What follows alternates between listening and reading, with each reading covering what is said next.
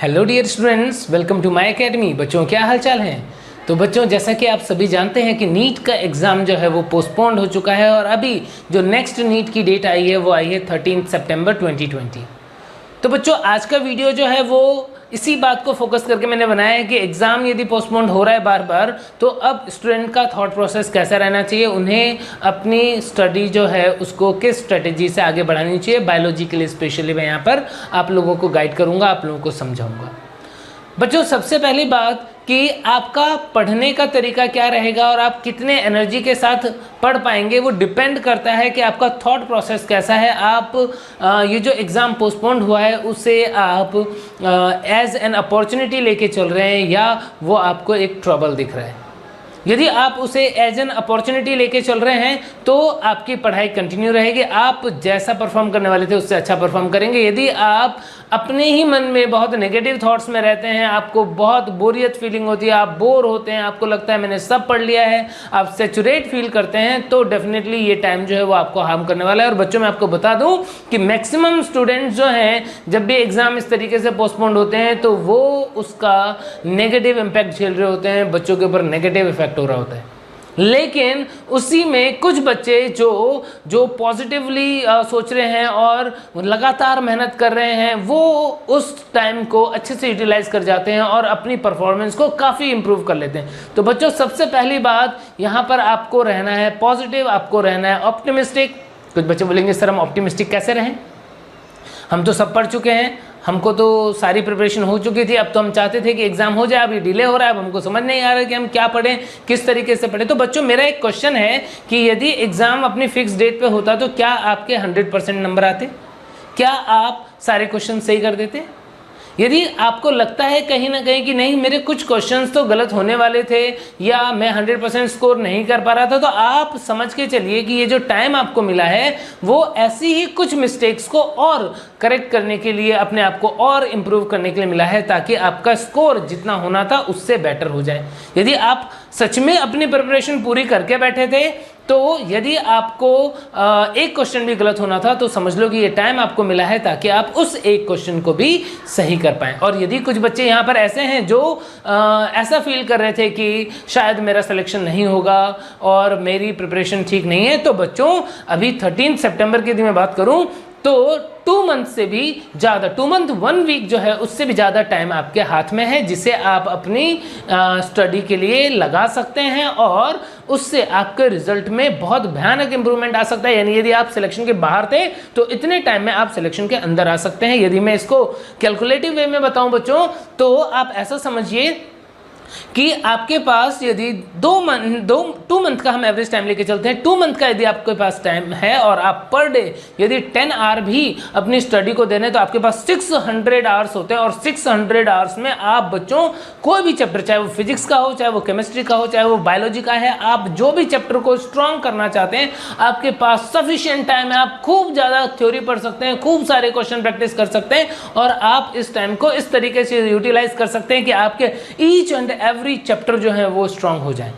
तो बच्चों यहाँ पर पढ़ने का तरीका क्या होगा या इस टाइम पे जो आपकी स्ट्रेटजी क्या होगी उसके बारे में ग्रॉस बात पहले मैं आपको समझाता हूँ। सबसे पहली बात बच्चों, आप फिजिक्स, केमिस्ट्री और बायोलॉजी के जो भी आपके टीचर्स हैं, जो भी आपके मेंटर्स हैं, उनके कांटेक्ट में एक बार ज़रूर से जाएं, उन्हें पूछें कि सर इतने पर्टिकुलर टाइम में हमें किस तरीके से पढ़ाई करनी चाहिए, अपने इंडिविजुअल सब्जेक्ट को कैसे पढ़ना है। बायोलॉजी के लिए और फिजिक्स के लिए आपको माय एकेडमी के थ्रू जो है वो सारी की सारी हेल्प मिलती जा रही है और मोटिवेशन भी आपको हम दे रहे हैं और आपको गाइडलाइंस भी हम प्रोवाइड करें कि किस तरीके से आपको पढ़ाई करनी चाहिए। तो बच्चों यहाँ पर सबसे पहले इम्पॉर्टेंट बात क्या कि आप अपने टीचर्स के कांटेक्ट में जाएं, एक बार उनसे बात करें कि सर अब जो टाइम हमें मिला है किस तरीके से यूटिलाइज करें, क्या हमें एनसीईआरटी पढ़नी है, कितना हमें क्वेश्चन प्रैक्टिस करना है, कहाँ से हमें क्वेश्चन प्रैक्टिस करना है। ये सारी बातें आपके रिलेवेंट जो टीचर्स हैं उनसे आप बात करेंगे तो आपको सोर्स जो है वो पढ़ने का पता पड़ेगा। क्यों? क्योंकि आप जो सेम सोर्स से आप बार बार पढ़ रहे हैं उसी से आप पढ़ते पढ़ते बोर हो चुके होंगे, तो कितना अब वहां से किस तरीके से रिवीजन करना है और कौन सा नया मटेरियल यूज करना है इसके बारे में आपको अपने टीचर से गाइडलाइन लेनी चाहिए, पहली बात। दूसरी बात बच्चों, अब हम पर्टिकुलरली बायो की बात करते हैं कि बायोलॉजी जो है उसको पढ़ने में आपको अब नेक्स्ट स्टेप क्या रखना होगा। तो बच्चों मुझे लगता है कि एनसीईआरटी की बुक आप कई बार पढ़ चुके हैं और अब आप जब एनसीईआरटी की बुक खोलते होगे तो आपको लगता होगा कि सारी चीज़ें कहाँ पर क्या लिखी हुई है वो मुझे पता है।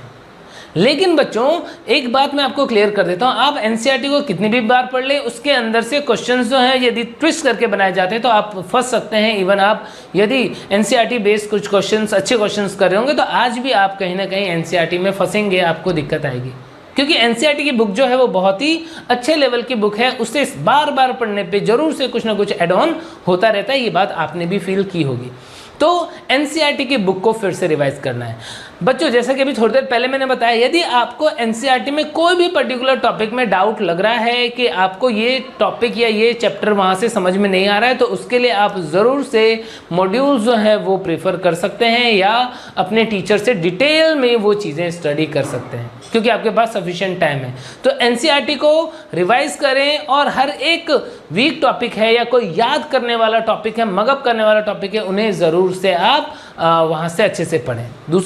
तीसरा स्टेप बच्चों आप जो ज़रूर से फॉलो करें अब इस टाइम में, क्योंकि आपके पास सफिशिएंट टाइम है। यदि आपने फ्लो चार्ट्स बना के, डायग्राम बना करके, टेबल बना करके इस तरीके से अभी तक भी पढ़ाई नहीं की है तो आपके पास टाइम आ चुका है, सफिशिएंट टाइम। आप अभी भी हर चैप्टर्स के, जो चैप्टर्स यहाँ पे बायोलॉजी के आप लिख रहे हैं इनके बारे में मैं आपको बताऊंगा भी, जहाँ पर भी टेबल फ्लो चार्ट्स के थ्रू आप पढ़ सकते हो वो बना के रखें, एग्जाम्पल्स को पेपर्स पे नोट डाउन करके रखें, ताकि आपके बहुत माइक्रो नोट्स तैयार हो जाएं और कुछ पेज के वो नोट्स जहाँ पर आपने लास्ट मोमेंट पे भी देखा तो आपका कंप्लीट चैप्टर जो है वो अच्छे से रिवाइज हो जाए। तो आपको एनसीईआरटी पढ़नी है और उसके अंदर जो भी डायग्राम और फ्लो चार्ट्स वगैरह दिए, टेबल दिए, उन्हें अच्छे से या तो माइंड में या नोट्स की फॉर्म में कॉपी में जरूर से लिख करके रखना है। कोशिश करें कि वो एक शॉर्ट नोट या बहुत ही माइक्रो नोट्स की फॉर्म में आपके पास कहीं पे अवेलेबल रहे। ठीक है बच्चों, तो पहला आप अपने टीचर के कांटेक्ट में जाएं, गाइडलाइन लें कैसे पढ़ना है।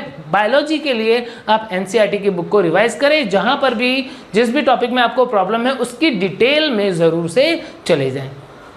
नेक्स्ट बात आती है बच्चों क्वेश्चन प्रैक्टिस की, क्योंकि आपको अब थ्योरी रिवाइज करने में ज़्यादा टाइम नहीं लगेगा, आपको ज़्यादा से ज़्यादा टाइम जो है वो क्वेश्चन प्रैक्टिस पे स्पेंड करना है। अब यहाँ पर बच्चों के साथ प्रॉब्लम है कि सर हमने मॉड्यूल अपने सॉल्व कर लिए हैं, हमने बुक्स वगैरह जो हैं वो सॉल्व कर ली हैं, तो अब हम किस तरीके से जो है वो अपने क्वेश्चंस प्रैक्टिस करें, कौन सा बुक करें, क्या करें। तो बच्चों ज़रूर से कोई ऐसी बुक लें जहाँ से आपको कुछ नए क्वेश्चन और रिलेवेंट क्वेश्चन मिले, फालतू कचरा क्वेश्चन ना मिले, जहाँ पर आपको वही क्वेश्चन मिले जो नीट में आने के चांसेस हैं, जहाँ से आप पढ़ते हैं तो आपको रियल में असेसमेंट हो जाए कि आपने जो थ्योरी पढ़ी, आपने जो अपना नॉलेज गेन किया है नीट के पॉइंट ऑफ व्यू से, वो उसके अकॉर्डिंग आप अच्छा स्कोर कर पा रहे हो कि नहीं कर पा रहे हो। तो इसके लिए आप ज़रूर से कोशिश करें। और बच्चों यहाँ पर आपको माई एकेडमी जो है वो हेल्प कर सकता है, क्योंकि हम लोगों ने जो most expected question for NEET जो है सीरीज़ स्टार्ट कर रखी है, वो सीरीज़ में आपको एनसीईआरटी बेस्ड बहुत ही रिलेवेंट क्वेश्चन, ऐसे क्वेश्चन जो नीट में पूछे जाने के पूरे चांसेस हैं, वो क्वेश्चंस और विद उनका एक्सप्लेनेशन जो है वो मिलेगा, अवेलेबल है। हर चैप्टर के अंदर 30 to 40 क्वेश्चन जो चैप्टर की लेंथ है उसके अकॉर्डिंग आपको वहां पर मिलने वाला है। ठीक है बच्चों, तो जरूर से आप इस बात का ध्यान रखें कि आपको जो भी चैप्टर्स हैं उनके रिलेवेंट क्वेश्चन मिले, और उसके लिए आपके पास एक नया सोर्स जो है क्वेश्चन का वो अवेलेबल होना चाहिए। आप माई एकेडमी ऐप पे जाकर के मोस्ट एक्सपेक्टेड क्वेश्चन सीरीज को जरूर से एक बार देख लें। ठीक है बच्चों, इसके अलावा नेक्स्ट स्टेप जो होगा बच्चों वो ये होगा कि आपको रोज एक कंप्लीट सिलेबस पेपर जो है वो करना है, यानी आपको कहीं टेस्ट सीरीज जैसा कुछ या मॉक टेस्ट पेपर जैसा है जो वो डेली का एक सॉल्व करना चाहिए। और वो मॉक टेस्ट पेपर जो है उनमें से कुछ प्रीवियस ईयर के पेपर्स हो सकते हैं यदि आपने नहीं सॉल्व किए हैं, और उसके अलावा बच्चों आप क्या सॉल्व कर सकते हैं, जैसा कि एनटीए अभ्यास वाला जो ऐप है उस पर जो डेली पेपर्स आ रहे हैं उनको आप सॉल्व कर सकते हैं। यदि इन पेपर्स को सॉल्व करने में आपको कुछ क्वेश्चन आउट सिलेबस भी मिलते हैं, यदि आपको बायोलॉजी में जो एनसीईआरटी के बाहर के भी कुछ क्वेश्चंस मिल रहे हैं, तो जरूर से अब आपके पास टाइम है कि आप उन क्वेश्चंस को भी देखते रहें, इग्नोर ना करें, क्योंकि ये टाइम आपको परफेक्ट बनने के लिए मिला मिला है, एवरेज तैयारी तो आप पहले भी कर चुके थे, हो सकता है सिलेक्शन वाली रेंज पे तो आप पहले भी पहुंच चुके थे, बट अब ये टाइम में आप उन कुछ क्वेश्चंस को भी सही कर सकते हैं जो क्वेश्चंस अभी तक आप प्रिपेयर नहीं कर पाए थे या आपको लग रहा था कि ये एग्जाम ये जो है एनसीईआरटी के बाहर का है, तो उन चीज़ों को भी आप क्वेश्चंस के थ्रू, अलग से आपको थ्योरी पढ़ने की जरूरत नहीं है, अलग से आपको बहुत ज़्यादा प्रैक्टिस करने की जरूरत नहीं है, बट यदि आप कोई क्वेश्चन पेपर सॉल्व कर रहे हो और सपोज बायो में 90 में से आपको 4 क्वेश्चन एक्स्ट्रा मिल गए इस टाइप के, तो आप अब उनको इग्नोर ना करें बल्कि उन्हें भी साथ में सॉल्व करते जाएं। ठीक है बच्चों, तो इस तरीके से आप क्या क्या स्टेप्स का ध्यान रखेंगे अपनी पढ़ाई को आगे शेप देने के लिए कि आप अपने टीचर के कांटेक्ट में जाएं, एक बार उनसे टॉपिक्स का आइडिया ले लें, कौन सा टॉपिक्स किस तरीके से करना है। दूसरा, आप एनसीईआरटी बायोलॉजी में जरूर से एक बार रिवाइज कर लें, जो भी टॉपिक टफ लगे उनके लिए आपको डिटेल्ड थ्योरी में जाने की ज़रूरत है। उसके बाद आपको कुछ अच्छे रिलेवेंट क्वेश्चन जो हो सकता है नए हैं आपके लिए, जो आपने पहले बार बार नहीं किए हैं, उस टाइप के कुछ क्वेश्चंस जरूर से करें। और रोज का एक पेपर जो है वो आपको सॉल्व करना है, चाहे वो कहीं का टेस्ट सीरीज हो, चाहे वो मॉक टेस्ट पेपर हो, चाहे वो एनटीए अभ्यास वाले आपके प्रैक्टिस हो, तो आप वहाँ से कर सकते हैं। ठीक है बच्चों, अब बच्चों मैं आपको थोड़ा सा चैप्टर वाइज, क्योंकि अपने पास टोटल 38 चैप्टर हैं बायोलॉजी में, तो उन चैप्टर को पढ़ने का, किस चैप्टर को एनसीईआरटी से पढ़ना है, किसको एनसीईआरटी से बाहर से पढ़ना है, कितना क्या वेटेज रहता है, उनके रिलेटेड भी आपको आज मैं थोड़ा सा गाइड कर देना चाहता हूं बच्चों। जैसे हम बात करते हैं कि क्लास 11th जो है उसके अंदर टोटल 22 चैप्टर्स जो हैं वो हैं, यहाँ तक ये क्लास 11th और 16 चैप्टर जो हैं बच्चों वो क्लास 12th में है, यानी टोटल 38 चैप्टर बायोलॉजी के आपको कवर करने होते हैं एनसीईआरटी के अकॉर्डिंग। बच्चों एक बात ध्यान रखना, हर एक चैप्टर जो है वो इंपॉर्टेंट है, ऐसा बिल्कुल ना सोचें कि एक चैप्टर पढ़ते हैं एक छोड़ देते हैं, टाइम सफिशिएंट मिला है, इजी चैप्टर को आप बहुत बार ऑलरेडी पढ़ चुके हो, तो अब यदि कोई टफ चैप्टर, कोई ऐसे चैप्टर जो आपने छोड़ रखा था, यदि वो बाकी रह गया तो उसे कवर करने का टाइम आ चुका है। बच्चों बात करते हैं सबसे पहले लिविंग वर्ल्ड चैप्टर। यदि लिविंग वर्ल्ड चैप्टर की बात करें तो यहाँ पे क्वेश्चन का वेटेज जो है बच्चों 1 से 2 क्वेश्चन जो है वो आते हैं। अच्छा, 11th और 12th के वेटेज की यदि बात करें बच्चों, तो पहले हम देखते थे कि 11th का वेटेज ज़्यादा रहता था, 12th का वेटेज रिलेटिवली कम रहता था। ठीक है, उसमें भी 11th में भी बॉटनी का वेटेज थोड़ा ज़्यादा रहता था, जूलॉजी का कम रहता था, बट लास्ट ईयर जो एनटीए का पेपर आया था बच्चों आपने देखा होगा उसके अंदर 11th 12th का वेटेज ऑलमोस्ट बराबर था। ठीक है, तो ये जो फ्लक्चुएशन है, ये जो चेंजेस हैं वो पॉसिबल हैं, हो सकते हैं, बट स्टिल कुछ चैप्टर जो हैं वो बहुत इंपॉर्टेंट हैं, कुछ यूनिट्स जो हैं वो बहुत ही इंपॉर्टेंट है। जैसे यदि मैं बात करूं कि unit number 1 living world, biological classification, plant kingdom, animal kingdom, ये एक बहुत इंपॉर्टेंट यूनिट है। इसके बाद में यदि मैं बात करूं बच्चों कि एनिमल फिजियोलॉजी वाला जो यूनिट है, एनिमल फिजियोलॉजी वाला यूनिट जो है बच्चों वो बहुत इंपॉर्टेंट यूनिट है, इससे बहुत सारे क्वेश्चन होंगे। इसके बाद में जेनेटिक्स वाला जो पार्ट है बच्चों, जेनेटिक्स वाला part, principal of inheritance and molecular basis of inheritance जो है ये एक बहुत इंपॉर्टेंट यूनिट बनता है। और इकोलॉजी वाला यूनिट जो है ये मेजर यूनिट, आप ये मान सकते हैं कि ये 4 यूनिट जो है, ये 4 यूनिट में से हर यूनिट जो है अराउंड 15 to 20% का वेटेज जो है वो कवर करता है, यानी मैक्सिमम क्वेश्चंस को ये कवर करते हैं। तो यदि आपके ये यूनिट्स बहुत अच्छे से हो चुके हैं तो इसका मतलब आप सिलेक्शन के काफ़ी क्लोज जो है वो पहुंच चुके हो। तो बच्चों यहाँ पर यदि मैं बात करूँ तो लिविंग वर्ल्ड के अंदर 1 से 2 क्वेश्चन जो है वो आते हैं। और यदि आप बोलोगे कि सर ये कैसे पढ़ना है, तो लिविंग वर्ल्ड जो है वो एनसीईआरटी से पढ़िए, बहुत ध्यान से पढ़िए। इसके अंदर सिर्फ टेक्सोनॉमी और सिस्टमेटिक्स जो है उनके रिलेटेड आपको थोड़ा सा एनसीईआरटी के बाहर जाने की ज़रूरत है, जहाँ पर आप इनके थोड़ी बहुत ब्रांचेस के बारे में पढ़ लेते हैं। हालांकि वो डिफरेंट चैप्टर्स के अंदर वो इंक्लूड हो जाते हैं, बट एक बार सिस्टमेटिक तरीके से आप टेक्सोनॉमी, सिस्टमेटिक्स जो है उनको यहाँ पर थोड़ा ध्यान से पढ़ लीजिए। और अदरवाइज ये लिविंग वर्ल्ड जो है वो कम्प्लीटली आपको एनसीईआरटी से पढ़ना है। दूसरे चैप्टर की बात करते हैं बायोलॉजिकल क्लासिफिकेशन। तो बच्चों बायोलॉजिकल क्लासिफिकेशन का वेटेज जो है वो ज़्यादा है, अराउंड 3 to 4 क्वेश्चन जो हैं वो बायोलॉजिकल क्लासिफिकेशन से आते हैं। और यहाँ पर बच्चों बायोलॉजिकल क्लासिफिकेशन चैप्टर जो है उसको पढ़ने के लिए आपको अदर जो आपका मॉड्यूल है, जो आपके टीचर्स ने नोट्स लिखा है, उनका यूज़ करना बहुत ज़रूरी है। यानी आप एनसीईआरटी तो ज़रूर से पढ़े, बट उसके अलावा आपको अलग से ये चैप्टर जो है उसे कवर करना बहुत ज़रूरी है। आप इसकी डिटेल्स में जाएं, इसको आप डिटेल में देखें। प्लांट किंगडम की यदि हम बात करते हैं बच्चों, तो प्लांट किंगडम चैप्टर जो है उसका भी वेटेज ज़्यादा होता है। 3 to 4 क्वेश्चन जो है बच्चों उसका वेटेज कवर करता है प्लांट किंगडम।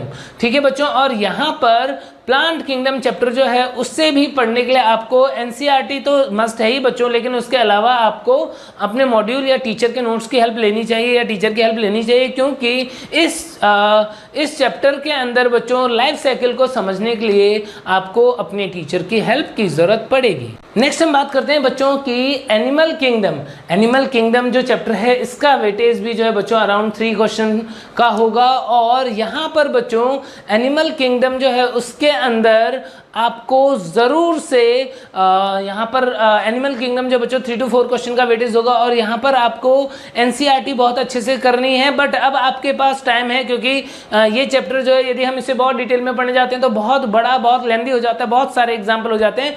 बट यहाँ पर आप जरूर से ध्यान रखें, एनसीईआरटी पढ़े, बट एनसीईआरटी में जो भी चीज़ें दी हुई है उनके रिलेटेड थोड़ा सा एडवांस पढ़ते रहे। मतलब यदि आपने कोई पर्टिकुलर क्लास के बारे में कोई पर्टिकुलर फाइलम के बारे में पढ़ा तो उसमें क्लास में कुछ यदि इंपॉर्टेंट मेंबर्स आ रहे हैं तो उन मेंबर्स के यदि स्पेसिफिक फीचर है तो उन्हें अलग से ध्यान रखें। और कुछ इंपॉर्टेंट एग्जांपल जो आप क्वेश्चन प्रैक्टिस करते टाइम बार बार देख रहे हैं, क्योंकि बच्चों एनसीईआरटी में एग्जांपल्स रिलेटिवली कम है, और आपको यदि कुछ इंपॉर्टेंट एग्जांपल्स उसमें से भी आपको ध्यान रखना है कि कौन से एग्जाम्पल इंपॉर्टेंट होते हैं। तो जब आप क्वेश्चन प्रैक्टिस करते हैं तो वहाँ पर आपको कुछ नाम जो है वो बार बार मिलते हैं, उन एग्जाम्पल्स को अपने ज़रूर से ध्यान रखें। और बच्चों ये एनिमल किंगडम जो है चैप्टर, इसको भी आप कंपैरेटिव वे में पढ़ें, और इसे कंपेयर करके जब आप ध्यान रखेंगे तो आपको अच्छे से ध्यान रहेगा और लंबे टाइम तक चलेगा। तो वहाँ पर आपको टेबल वगैरह जो है वो प्रिपेयर करके सही से चीज़ों को कवर करने की ज़रूरत है। ठीक है बच्चों, तो इस तरीके से आपका ये इंपॉर्टेंट यूनिट जो है वो कवर हो जाएगा। यदि हम बात करते हैं बच्चों मॉर्फोलॉजी ऑफ फ्लावरिंग प्लांट और एनाटॉमी ऑफ फ्लावरिंग प्लांट जो है उसको किस तरीके से पढ़ना है, तो बच्चों मॉर्फोलॉजी पढ़ने के लिए आपका एनसीईआरटी और प्लस कुछ इंपॉर्टेंट एग्जांपल जो एनसीईआरटी के बाहर हैं वो भी आपको पढ़ने हैं। और यहाँ पर मॉर्फोलॉजी पढ़ने का सबसे अच्छा तरीका है बच्चों कि आप फ्लो चार्ट्स बना करके, जैसे आप रूट पढ़ रहे हो, स्टेम पढ़ रहे हो, लीफ पढ़ रहे हो, फ्लो चार्ट्स बना करके उनके एग्जांपल्स जो हैं वो लिख करके भी रखें, ताकि उसे आप टाइम पर रिवाइज कर पाएँ। ठीक है बच्चों, तो इस तरीके से आप मॉर्फोलॉजी कवर करेंगे। मॉर्फोलॉजी के अंदर भी अराउंड 2 to 3 क्वेश्चन जो है वो बच्चों आ जाते हैं। मॉर्फोलॉजी जो है वो ओवर द टाइम काफ़ी वेरिएबल क्वेश्चन कवर करता रहा है, लेकिन आप ऐसा मान के चले कि मॉर्फोलॉजी से 2 क्वेश्चन एवरेज आना ही है। एनाटॉमी ऑफ फ्लावरिंग प्लांट की बात करते हैं बच्चों, अगेन 2 to 3 क्वेश्चन जो है वो एनाटॉमी और फ्लावरिंग प्लांट जो है वो कवर करेगा। और ये दोनों यूनिट जो है बच्चों मॉर्फोलॉजी और एनाटॉमी, इनके अंदर ये बहुत ही इजी यूनिट है, यानी ये यहाँ के 2 क्वेश्चन और ये 2 क्वेश्चन आपके लिए एक तरीके से फ्री के क्वेश्चंस हैं, बहुत इजीली आप इसे कवर कर सकते हैं। एनाटॉमी ऑफ फ्लावरिंग प्लांट्स में टाइम मिल चुका है, डायग्राम बना करके सही से नहीं पढ़ा है तो अभी भी डायग्राम बना करके सही से पढ़ो। मॉर्फोलॉजी में चार्ट्स बना करके आपको प्रिपेयर करके रखना है, उस तरीके से पढ़ना है। एनाटॉमी में आपको डायग्राम्स बना करके ज़रूर से पढ़ना है, ताकि आपको चीजें जो हैं वो बहुत एक्यूरेटली पता रहें। ठीक है बच्चों, स्ट्रक्चरल ऑर्गेनाइजेशन इन एनिमल की बात करते हैं तो बच्चों यहाँ पर भी लगभग 2 से 3 क्वेश्चन जो हैं वो आते हैं। और स्ट्रक्चरल ऑर्गेनाइजेशन बच्चों यहाँ पर यदि एनसीईआरटी के अकॉर्डिंग देखें तो इसके अंदर अर्थवर्म, कॉकरोच, फ्रॉग ये सब भी दिया हुआ है। तो यहाँ पर ये चैप्टर जो है वो काफ़ी बड़ा हो जाता है। इसके अंदर टिश्यू वाले पार्ट जो हैं वो फ्लो चार्ट्स बना करके आप ध्यान रखेंगे, और कोशिश करें कि आप इसे जो सिस्टम्स हैं उनसे भी रिलेट करके रखें कि किस सिस्टम के अकॉर्डिंग, यानी जब आप सिस्टम पढ़ते हैं तो किस पार्ट में किस टाइप के टिश्यूज प्रेजेंट है, तो उससे आपको ये चैप्टर को ध्यान रखने में बहुत ही ईजी रहेगा। नेक्स्ट बात करते हैं बच्चों cell, the unit of life, biomolecule और सेल साइकिल। ये जो सेल वाली यूनिट है ये भी एक इंपॉर्टेंट यूनिट तो है ही, क्योंकि इनके अंदर भी हर चैप्टर का एवरेज यदि हम निकालते हैं तो 2 से 3 क्वेश्चन यानी 6 से 7 क्वेश्चन जो है वो यहाँ पर सेल वाली यूनिट जो है वो भी कवर करती है। ठीक है बच्चों, और यहाँ पर भी मैं बात करूँ तो ये काफ़ी ईजी सा यूनिट है, यानी बच्चों के लिए मॉर्फोलॉजी यदि वो बाकायदा लिख करके चार्ट बना करके कवर कर रहे हैं तो इजी पड़ता है। एनाटॉमी यदि वो डायग्राम बना करके सही से पढ़ रहे हैं तो इजी पड़ता है। यदि आप इसको चार्ट बना करके डायग्राम्स बना के नहीं पढ़ रहे हो और सीधे बुक से रीडिंग लगा रहे हो बच्चों, तो टफ रहेगी। तो बहुत ज़रूरी है कि आप इसे सिस्टमेटिक वे में पढ़ो। तो एनाटॉमी एनसीईआरटी कंप्लीट एनसीईआरटी से ही पढ़ना है, डायग्राम्स बस एक्स्ट्रा देख सकते हो। मॉर्फोलॉजी एनसीईआरटी से थोड़े एग्जाम्पल एक्स्ट्रा देखने हैं फ्लो चार्ट बना के। स्ट्रक्चरल ऑर्गेनाइजेशन एनसीईआरटी सफिशिएंट है बच्चों, अलग अलग जगहों के अकॉर्डिंग यदि आप देखोगे तो सिस्टम के साथ में जब आप उसे रिलेट कर लोगे तो आपका ये पार्ट बहुत अच्छा हो जाएगा। सेल की यदि हम बात करें बच्चों तो सेल बहुत ही बेसिक चैप्टर है, एनसीईआरटी सफिशिएंट है। बायोमोलिक्यूल्स के लिए भी एनसीईआरटी सफिशिएंट है बच्चों। एंजाइम भी जरूर से अच्छे से कर लेना है क्योंकि उससे भी फ्रीक्वेंटली क्वेश्चन आते हैं। और cell cycle and cell division की यदि मैं बात करूं बच्चों तो एनसीईआरटी के साथ साथ आपको जो आपके टीचर्स ने पढ़ाया है, सिस्टमेटिक तरीके से नोट्स बनाए, हर एक स्टेज को समझाते हुए डायग्राम्स बनाया है, उनको जरूर से देखना है। ठीक है बच्चों, प्लांट फिजियोलॉजी की बात करते हैं तो प्लांट फिजियोलॉजी के अंदर ये कंप्लीट यूनिट जो है उससे अराउंड 8 क्वेश्चन आते हैं, यानी कि यहाँ पर 5 चैप्टर है बच्चों। तो ट्रांसपोर्ट से 2 क्वेश्चन, मिनरल से 1 क्वेश्चन, फोटोसिंथेसिस के लगभग 2 क्वेश्चन और 1 क्वेश्चन रेस्पिरेशन, 1 क्वेश्चन जो है वो प्लांट ग्रोथ एंड डेवलपमेंट आप मान के चलें। तो एवरेज इस तरीके का वेटेज रहता है। और इनके अंदर बच्चों बहुत ही कंसेप्चुअल चैप्टर है। मिनरल न्यूट्रिशन में मिनरल्स के जो फंक्शंस हैं वो आप ज़रूर से लिख करके रखें, किस फॉर्म में एब्जॉर्ब होता है ज़रूर से उसको कहीं पे नोट करके रखें। और चीज़ें जो है वो कंसेप्चुअली डायग्राम बना के, फ्लो चार्ट्स बना करके, रिएक्शंस वगैरह लिख करके उस तरीके से आपको ये कवर करना है। एनसीईआरटी प्लस नोट्स जो है उसका हेल्प लेना बहुत ज़रूरी है। एनसीईआरटी से आपको चीज़ें समझ में आ जाएगी तो दैट्स ओके, डन। लेकिन यदि आपको ऐसा लग रहा है कि एनसीईआरटी में जो लाइन लिखी है वो नहीं समझ में आ रही है, लैंग्वेज बहुत टफ है, तो उस केस में आपको टीचर के नोट्स जो हैं वो हेल्प करेंगे। तो इस तरीके से आपका ये यूनिट जो है वो कंप्लीट हो जाएगा, प्लांट फिजियोलॉजी। नेक्स्ट बात करते हैं बच्चों एनिमल फिजियोलॉजी। एनिमल फिजियोलॉजी जो है उसके लिए एनसीईआरटी जो है बच्चों उसके वो काफ़ी है, बट एनसीईआरटी में चीज़ें जो है वो बहुत ब्रीफ में लिखी है। जब आप उनको समझना चाहते हो तो कई बार आपको उस प्रोसेस की डीप में जाना पड़ता है। और जहाँ पर भी चीज़ें समझने वाली है, क्योंकि ये पूरा का पूरा एनिमल फिजियोलॉजी जो है बच्चों बहुत ही इंटरेस्टिंग, समझने वाला कंसेप्चुअल पार्ट है, जिसे आप अपनी बॉडी के ऊपर भी अप्लाई करते हुए पढ़ते हो तो आपको बहुत मज़ा भी आता है, चीज़ें बहुत अच्छे से समझ में भी आती हैं। तो बच्चों ये सारे चैप्टर एनसीईआरटी से पढ़ोगे, इवन उसका हर एक कंसेप्ट जो है वो आपको समझ में आएगा। बट यदि आपको एनसीईआरटी से पढ़ने में दिक्कत लगती है, आपको लग रहा है कि मुझे चीज़ें जो हैं वो समझ में नहीं आ रही हैं, तो ज़रूर से इन चैप्टर्स के लिए आप अपने टीचर्स के नोट्स पढ़ सकते हो।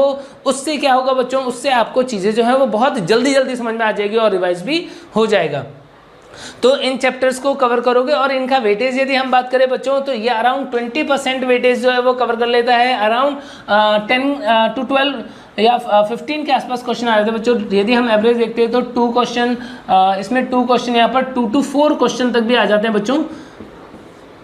तो यहाँ पर वेरिएबल होगा अराउंड, आप मान के चलो 15 to 20% जो है वो क्वेश्चन जो है वो यहाँ पर इन चैप्टर से आते हैं। लोकोमोशन मूवमेंट से भी 1 क्वेश्चन मान लो, neural control coordination 2 question.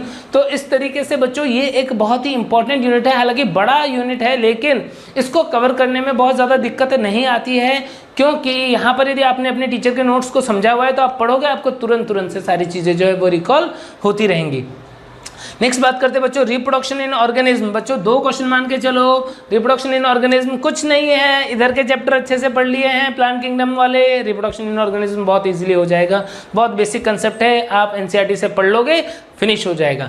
Sexual reproduction in flowering plant around 3 to 4 question. NCERT complete NCERT पढ़े, बहुत आसान है, इजीली हो जाएगा एनसीईआरटी से ही, कुछ एक्स्ट्रा पढ़ने की जरूरत नहीं है। ह्यूमन रिप्रोडक्शन की यदि हम बात करें बच्चों तो यहाँ पर एनसीईआरटी में चीज़ें बहुत ब्रीफ में दी हुई है। आपको मॉड्यूल जो है उसकी हेल्प लेनी चाहिए, तभी आपका प्रॉपर कंसेप्ट बन पाएगा और आपको चीज़ें जो है वो उस लेवल पे पता रहेंगी जिससे कि आप नीट में अच्छे क्वेश्चंस भी सॉल्व कर पाएँ।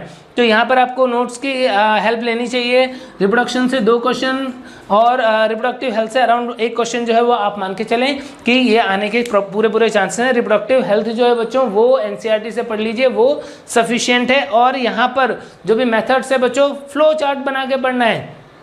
ह्यूमन रिप्रोडक्शन डायग्राम के through, sexual reproduction in flowering plant diagram के थ्रू, और रिप्रोडक्टिव हेल्थ जो है बच्चों फ्लो चार्ट्स बना करके पढ़ने हैं। तो उससे आपको चीज़ें ध्यान रहेगी, जैसा कि मैंने आपको बताया है, फ्लो चार्ट बना के पढ़ोगे, चीज़ें जो है वो एक शॉर्ट नोट की फॉर्म में भी आ जाएगा और आपको आगे भी रिवीजन में बहुत कम टाइम लगेगा। Principle of inheritance and variation, molecular basis of inheritance, बहुत ही important unit, around 18% weightage cover करता है। मान के चलो कि यहाँ पर 4 से 6 क्वेश्चन, यहाँ पर भी 4 से 6 क्वेश्चन, तो एक बहुत ही मेजर यूनिट है बच्चों। यहाँ पर principal of inheritance and variation 4-5 question तो आते ही हैं पर्टिकुलर पार्ट से। और यहाँ पर पूरा का पूरा चैप्टर जो है वो कंसेप्चुअल प्रोसेस वाला है। जरूर से आप डीएनए रेप्लिकेशन पढ़ते हो, डायग्राम बनाना है, ट्रांसक्रिप्शन ट्रांसलेशन पढ़ते हो, डायग्राम बनाना है लिख करके। तो यदि आप उस तरीके से समझ के पढ़ रहे हो, कंसेप्चुअल है, समझ के पढ़ रहे हो, एनसीईआरटी सफिशिएंट है, एनसीईआरटी से आप समझ के पढ़ रहे हो, आपका पूरा का पूरा चैप्टर हो जाएगा। जेनेटिक्स जो है बच्चों, उसके अंदर यदि हम देखें तो बहुत कंसेप्चुअल चैप्टर है, इजी क्वेश्चन ही आते हैं, बहुत टफ क्वेश्चन नहीं आते। कई बार हम न्यूमेरिकल में बहुत हाई लेवल के न्यूमेरिकल्स और वो सब भी करते हैं सॉल्व, ठीक है आप कर सकते हो, लेकिन बहुत टफ क्वेश्चंस जो हैं वो नहीं आते हैं, नॉर्मल इजी क्वेश्चंस आते हैं। नेक्स्ट यदि हम बात करते हैं इवोल्यूशन बच्चों, तो इवोल्यूशन से अराउंड 2 to 3 क्वेश्चन जो हैं वो आते हैं। इवोल्यूशन जो है वो एक इजी चैप्टर है, बट कुछ कंसेप्ट हैं वो बहुत इंपॉर्टेंट है। आप एनसीईआरटी से पढ़ोगे, आपको हो सकता है वो पूरी तरीके से समझ में ना आए, तो उनके लिए डिटेल जो है वो ज़रूर से आप पढ़े, आपके नोट्स के थ्रू या आपको इंटरनेट की भी हेल्प लेनी पड़ती है। तो आप यहाँ पर कुछ चीज़ों के लिए एनसीईआरटी से बाहर जो है वो ज़रूर से जाएं। रिप्रोडक्टिव हेल्थ एंड डिजीज की बात करते हैं बच्चों, एनसीईआरटी से पढ़ना सफिशिएंट है। अराउंड 2 to 3 क्वेश्चन जो है वो यहाँ पर रिप्रोडक्टिव हेल्थ एंड डिजीज से आते हैं, जो कि बहुत ही आसान टाइप के होते हैं। तो यहाँ पर आप इसको एनसीईआरटी से पढ़ लें तो सफिशिएंट है। लगभग क्वेश्चन जो है वो उसी से आते हैं।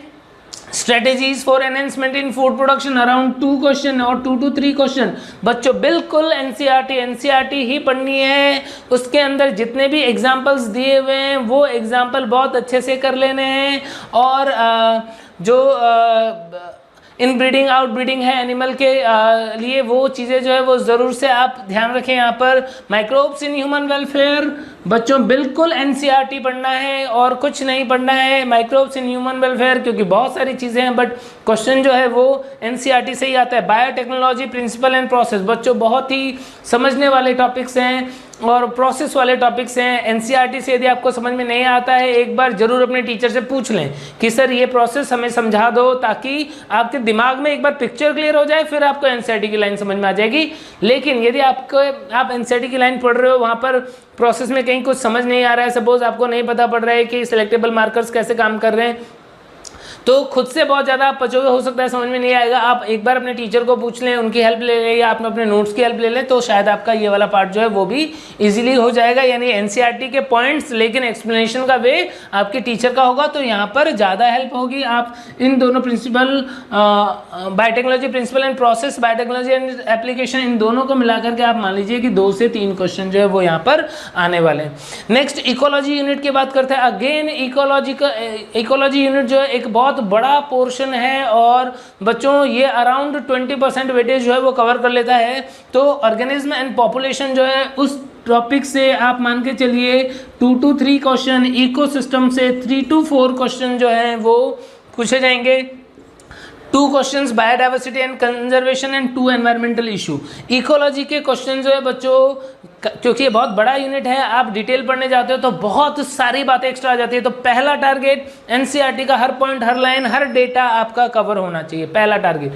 दूसरा टारगेट क्या रहेगा बच्चों? दूसरा टारगेट रहेगा कि इसके अलावा जो जनरल नॉलेज की कुछ बातें हैं जो रेंज में है, जो रेंज में मतलब आपके मॉड्यूल में है, उन्हें आप पढ़ ले, जरूर से कहीं पे नोट करके रखें। एनसीईआरटी का डेटा नोट करके रखें, उसके नियर बाय जो डेटा हैं, जो इंपॉर्टेंट जनरल नॉलेज वाली बातें हैं जो आपको क्वेश्चन के थ्रू पता पड़ती रहती हैं, उन्हें आप नोट करके रख ले, ताकि आपको लास्ट टाइम पे क्विकली रिवाइज करने में आसानी रहे। ठीक है बच्चों, तो यहाँ पर एनसीईआरटी सफिशिएंट है, बट यहाँ पर 1 से 2 क्वेश्चन मोस्टली इकोलॉजी में जो है आउट ऑफ एनसीईआरटी और कुछ भी रैंडम जनरल नॉलेज वाली चीज़ें आ जाती है, या फिर कुछ लॉजिकल क्वेश्चन आ जाता है जो बहुत अच्छा क्वेश्चन है, बहुत लॉजिकल क्वेश्चन है, जिसमें आप अपना लॉजिक बहुत अच्छे से फिट करोगे तो ही आप सही आंसर पे पहुंच पाओगे। तो इस टाइप का जो है वो इकोलॉजी यूनिट पढ़ता है। बट मान लो इसके अंदर अराउंड 8 to 10 क्वेश्चन आ रहे हैं, 10 क्वेश्चन यदि आ रहे हैं बच्चों इसके अंदर, तो 10 क्वेश्चन में से आप मान के चलो कि 9 क्वेश्चन जो है वो आपका एनसीईआरटी से ही होगा, तो आप उसे बहुत अच्छे से करो। और यदि आपने वो बहुत अच्छे से कर लिया, जैसा कि हमने बात की है कि एवरेज पढ़ाई जो कर रहे हैं उनका वो पार्ट कंप्लीट हो चुका है, तो अब टाइम है जहां पर आप उनके रिलेटेड जो एक्स्ट्रा डिटेल्स है, डेटा है, उनको भी आप पढ़ सकते हो। उनके लिए भी आप कहीं पे पॉइंट्स जो है वो नोट करके रख सकते हो। अब बच्चों ये तो मैंने आपको बता दिया कि किस तरीके से पढ़ाई करना है। कुछ बच्चे बोल रहे हैं कि सर आप बार बार बोल रहे हैं कि आपको कुछ एक्स्ट्रा बातें जो हैं वो भी ध्यान रखनी है। वो बातें कहाँ से ध्यान रखनी है, कौन सी बातें हैं वो एक्स्ट्रा बातें? बच्चों वो एक्स्ट्रा बात होती है जब आप क्वेश्चन प्रैक्टिस करते हो तो उस टाइम पे आपको कई बार ऑप्शंस की फॉर्म में या कोई क्वेश्चन ही ऐसा मिल जाता है जो आउट ऑफ सिलेबस है, जो आपने पहले कहीं नहीं पढ़ा। तो मैं उन्हीं एक्स्ट्रा चीज़ों की बात कर रहा हूँ। मैं ये नहीं बोल रहा हूँ कि आप एक्स्ट्रा का मतलब कोई एक MSc लेवल की बुक लेकर के एक्स्ट्रा पढ़ने लग जाए, नहीं। आप जब क्वेश्चन प्रैक्टिस करोगे तो आपको कुछ नई चीज़ें मिलेगी, वो एक्स्ट्रा चीज़ें हैं जिन्हें आपको अब अपनी पढ़ाई में इंक्लूड कर लेना चाहिए उस टाइम के लिए जो आपको एक्स्ट्रा मिला है। ठीक है बच्चों, तो बच्चों ये जो वीडियो लेक्चर है इसमें आपको मैंने कंप्लीट स्ट्रेटेजी और इवन टॉपिक वाइज वेटेज जो है वो किस तरीके से कौन कौन से यूनिट इंपॉर्टेंट है वो सारी बातों के लिए गाइड कर दिया है। तो बच्चों ज़रूर से आप अपनी पढ़ाई को एक अच्छा शेप देते रहें। हम नीट एग्ज़ाम के लिए आपके लिए जो भी पॉसिबल हेल्प होगी वो प्रोवाइड करते रहेंगे। माई एकेडमी ऐप के थ्रू आपको मिलता रहेगा, आपको हम जो यूट्यूब के हमारे चैनल हैं उनके थ्रू इंफॉर्मेशंस देते रहेंगे। आप लोग अच्छे से पढ़ते रहिए। ठीक है बच्चों, बाय बाय।